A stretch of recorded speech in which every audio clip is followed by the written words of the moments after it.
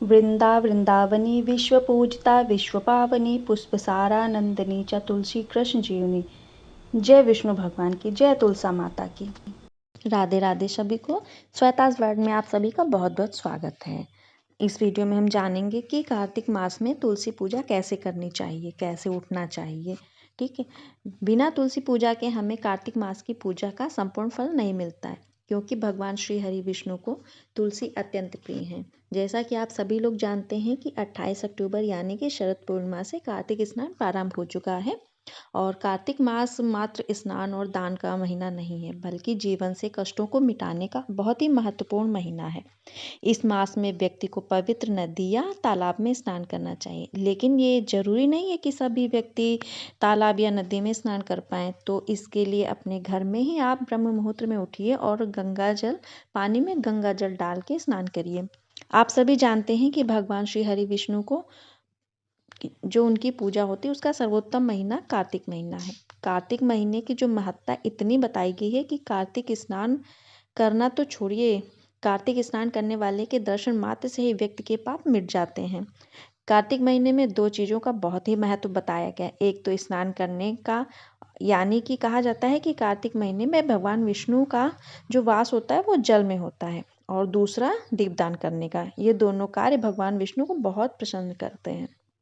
भगवान श्री हरि विष्णु को तुलसी अत्यंत प्रिय है। भगवान विष्णु तुलसी के बिना भोग स्वीकार बिल्कुल भी नहीं करते हैं। चाहे आप 56 प्रकार की भोग क्यों ना लगाएं, उनको बिना तुलसी के वो भोग स्वीकार नहीं करते। तो ऐसे में भगवान विष्णु का जो प्रिय मास है कार्तिक मास, इसमें तुलसी जी की पूजा भी उतनी आवश्यक मानी गई है जितना कि विष्णु भगवान की पूजा।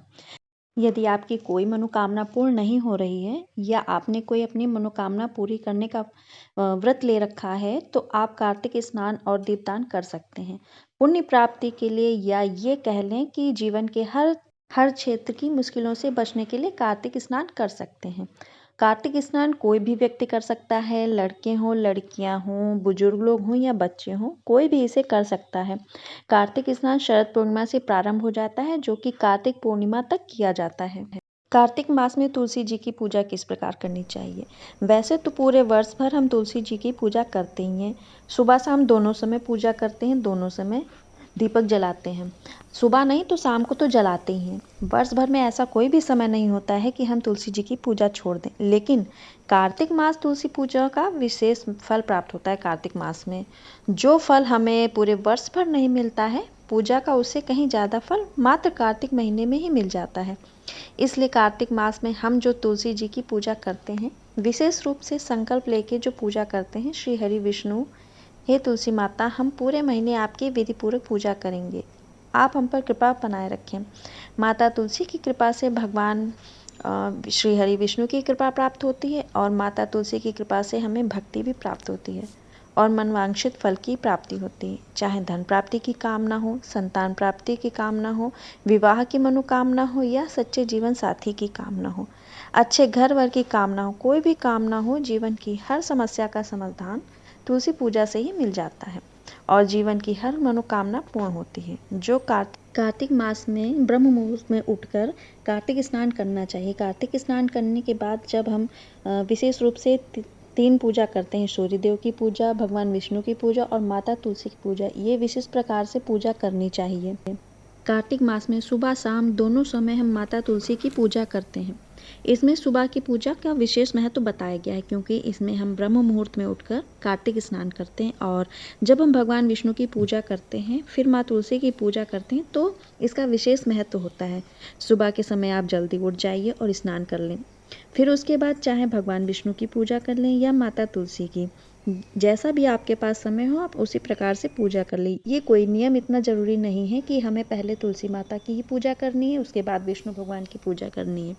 सबसे पहले आप सूर्यदेव को जल चढ़ाएं, फिर उसके बाद आप चाहें अपने समय के हिसाब से माता तुलसी की पूजा करें या विष्णु भगवान की, क्योंकि तारों की छाँव में ही दीपदान करना चाहिए, इसलिए आप समय के हिसाब से अपनी पूजा कर लें। तुलसी पूजा के लिए आपको चाहिए शुद्ध जल, जिसमें थोड़ा सा गंगा जल मिला लीजिए, क्योंकि जिस प्रकार हम कार्तिक माह में गंगा जल मिलाकर स्नान करते हैं, ठीक उसी तरह अगर हम तुलसी माँ को गंगा जल मिलाकर सींचते हैं तो मोक्ष की प्राप्ति होती है, और हमें ही नहीं हमारे पितरों को भी मोक्ष की प्राप्ति हो जाती है। आपको एक पात्र लेना है, उसमें गंगा जल थोड़ा डाल लें, फिर उसमें शुद्ध जल मिला लें, तो वो आपको पूरा जल आपका गंगा जल हो जाएगा। इसे तुलसी जी की जड़ों में सींचना है और इसके बाद थोड़ी सी हल्दी तुलसी जी की जड़ में डाल दीजिए। फिर धूप दीप अक्षत पुष्प को जो भी आपके पास उपलब्ध है, आप उन चीज़ों से माता तुलसी की पूजा कीजिए और भोग अवश्य अर्पित कीजिए। कोई भी सामग्री आप भोग के रूप में अर्पित कर सकते हैं, जैसे कि मिश्री है, किशमिश है, बताशे हैं, गुड़ या फल जो भी आपके पास हो, उपलब्ध हो, आप उससे माता तुलसी को भोग लगा सकते हैं। तुलसी माता के समक्ष एक दीपक लगाकर माता तुलसी की आरती कर लीजिए। दीपक आप मिट्टी का ले सकते हैं या धातु का ले सकते हैं या फिर आप आटे का भी दीपक बना सकते हैं। अगर आपने मिट्टी या आटे का दीपक बना लिया है तो प्रतिदिन आपको इसे बदलना होगा, इसलिए एक धातु का दीपक ले लीजिए। प्रतिदिन उसे धुलकर आप पुनः प्रयोग में ला सकते हैं। दीपक आप देसी घी का या तिल के तेल का जलाएं और बस सरसों के तेल का दीपक ना जलाएं। हमें रविवार को माता तुलसी को नहीं तोड़ना है, ना उनमें जल देना है, सिर्फ हमें दीपक जला के उनकी आरती करनी, दूर से उन्हें टच बिल्कुल भी नहीं करना है। हमें माता तुलसी के पास बैठकर आरती करने के बाद तुलसा चालीसा का पाठ करना चाहिए और हो सके तो अगर आपको आते हैं माता तुलसी के 8 नाम तो आप उनके भी नाम ले लीजिए। तुलसी माता के पास आप बैठकर भगवान विष्णु के मंत्र का भी जाप कर सकते हैं। ओम नमो भगवते वासुदेवाय का भी जाप कर सकते हैं।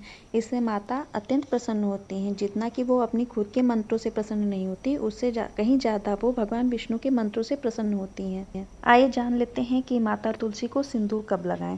सिंदूर हमें माता तुलसी को एकादशी की पूजा में ही लगाने चाहिए, जिस दिन हम उनका विवाह करते हैं उसी दिन उनको सिंदूर अर्पित किया जाता है, क्योंकि उससे पहले वो कन्या स्वरूप में होती हैं तो उन्हें सिंदूर नहीं अर्पित करना चाहिए। आप उन्हें हल्दी लगा सकते हैं या रोली का टीका लगा सकते हैं, लेकिन सिंदूर नहीं लगाना चाहिए। सिंदूर सिर्फ आप उनके विवाह पे ही लगाएं। तुलसी में जल कैसे दें? तो तुलसी में जल देने के लिए हमें उनकी जड़ में जल देना चाहिए, सीधे उनके पत्तों पर जल नहीं देना चाहिए और उनके पत्तों को कोई भी नुकसान नहीं पहुंचाना चाहिए।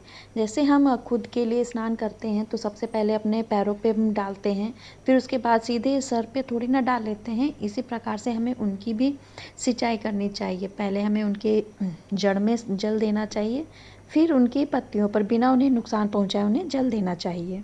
अगर आपके पास शालिग्राम जी हैं तो आप चाहें तो पूरे कार्तिक मास आप तुलसी जी के जड़ में शालिग्राम को रखकर आप उनकी पूजा कर सकते हैं। दोनों की पूजा एक साथ हो जाएगी। और यदि आप चाहें तो आप सुबह तुलसी जी के पास पूजा करके फिर से उनको पूजा घर में रख सकते हैं। जैसा आपके पास हो आप वैसा कार्य करें। अच्छा, कुछ लोग ऐसे होते हैं जो कार्तिक स्नान करना चाहते हैं पूरे कार्तिक महीने, लेकिन अपनी तबीयत की वजह से अस्वस्थ रहने के कारण वो कार्तिक स्नान नहीं कर पाते हैं। तो वो चाहे तो गर्म पानी से स्नान कर सकते हैं, क्योंकि अगर आप ठंडे पानी से स्नान करेंगे तो आप बीमार हो जाएंगे, फिर पूजा नहीं कर पाएंगे। तो आप चाहें तो गर्म पानी से स्नान कर सकते हैं। लेकिन जो लोग समर्थ हैं, जिन्हें कोई प्रॉब्लम नहीं है, वो लोग ज़रूर ठंडे पानी से, ठंडे पानी का मतलब है कि आप नॉर्मल पानी से स्नान करें, ताज़े पानी से स्नान करें और माता तुलसी की पूजा करें। और एक बात और कि हमें अपनी तुलसी माता को कभी भी निर्वस्त्र नहीं रखना है। आप उनके विवाह पे तो उन्हें वस्त्र अर्पित करेंगे ही। अगर आपकी तुलसी ने वस्त्र नहीं पहने हैं तो आप उन्हें कोई कपड़ा उड़ा दीजिए। ज़रूरी नहीं कि आप लेकर आए, आपके पास कोई कोरा कपड़ा रखा होगा, आप उन्हें ऐसे लपेट दें या उन्हें वस्त्र स्वरूप एक कलावा ही लपेट दें, परंतु उन्हें ऐसे खाली ना रखें। कोई कपड़ा, लाल पीला कपड़ा हो या कलावा हो, आप ज़रूर लपेट दें और हो सके तो उन्हें चुन्नी ही उड़ा दें। जैसी आपकी सामर्थ्य हो आप वैसा कार्य करें। और जब भी आप माता तुलसी के पास दीपक लगाएं तो थोड़ा दूर ही रखें, उनके बिल्कुल करीब ना रखें। इससे उनकी पत्तियों को नुकसान हो सकता है, जो कि ठीक नहीं होता है। इसलिए आप दीपक जलाएं तो उनसे थोड़ा दूर ही रखें। यदि आपके पास जगह है तो आप तुलसी जी के फेरे भी कर लीजिए। फेरे आप 5 कर लीजिए, 7 कर लीजिए, 11 कर लीजिए। अगर आपकी तुलसी के पास इस तरह जगह नहीं है तो आप अपनी जगह पर ही खड़े होकर आप 5, 7 या 11 परिक्रमा कर सकती हैं। यदि मान लीजिए महिलाएं पीरियड्स में है तो वो किस प्रकार पूजा करेंगी? आपको स्नान कर लेना है। कार्तिक स्नान करने के बाद आप गंगा जल बिल्कुल नहीं डालेंगे, आपको साधारण जल से स्नान करना है। फिर उसके बाद आप अलग बैठ के माता तुलसी का ध्यान कर लें, लेकिन आपको माता तुलसी को टच नहीं करना है, दीपक नहीं जलाना है। घर के किसी अन्य सदस्य से आप कह दें कि वो पूजा कर लें, लेकिन आपको टच नहीं करना है। और जब आप शुद्ध हो जाएं तो अगले दिन जब आप तुलसी माता की पूजा करें तो उतने दीपक, जितने दिन आपने पूजा नहीं करी है, आप उतने दीपक और जला दीजिए तुलसी माता के सामने। चलिए, उम्मीद करती हूँ कि यह वीडियो आपको पसंद आई होगी। अगर ये आपको जानकारी अच्छी लगी हो या महत्वपूर्ण लगी हो तो हमारे चैनल को लाइक करें और सब्सक्राइब करें। मिलते हैं ऐसी अगली महत्वपूर्ण जानकारी के साथ अगले वीडियो में। तब तक के लिए राधे राधे, जय श्री कृष्णा।